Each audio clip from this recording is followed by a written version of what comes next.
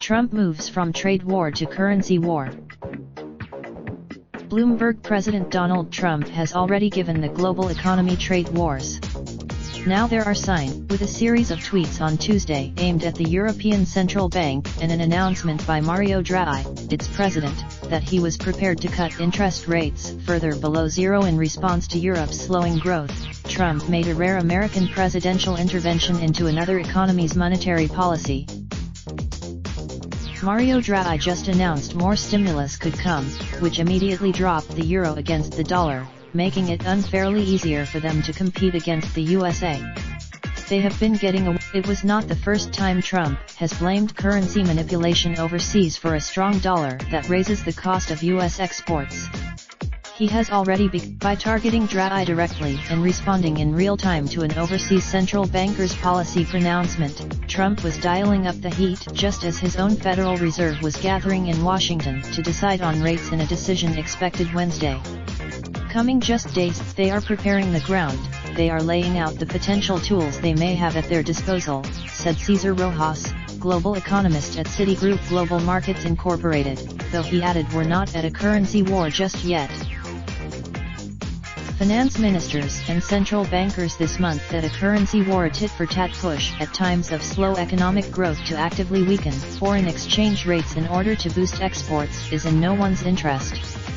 They reaffirmed last month, increased the number of economies it scrutinizes to 21 from 12 and expanded its watch list from 4 to 9, adding countries such as Ireland, Italy, and Singapore under new tougher criteria.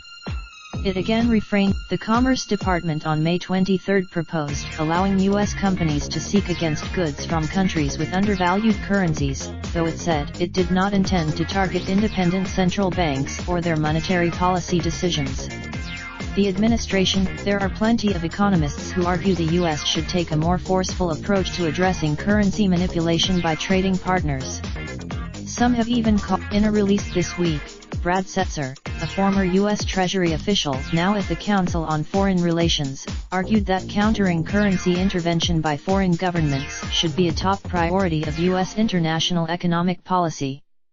If nothing else, in an interview on Tuesday, however, Setzer said that Trump's ECB intervention was misplaced, largely because Draghi's comments were aimed at domestic conditions. Donald Trump on June 18.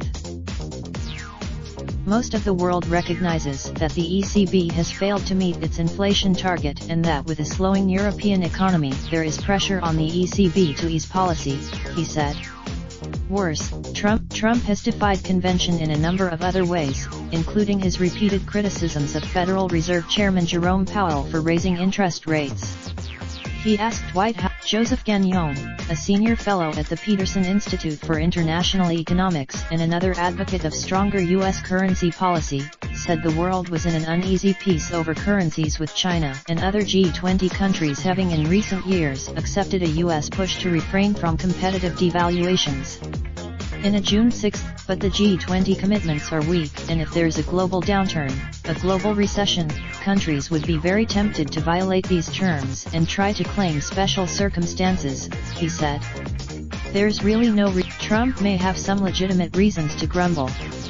The Big Mac those currency moves are widely seen as related to the weakening of the European and Chinese economies and a global economy that is looking increasingly fragile thanks in part to Trump's trade wars.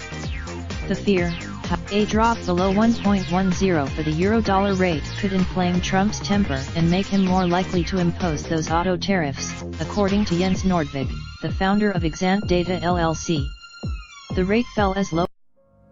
Raindrop, drop top, smoking, no cooking the hot pot. Fucking on your bitch, yeah, that. Looking up, open the park pot.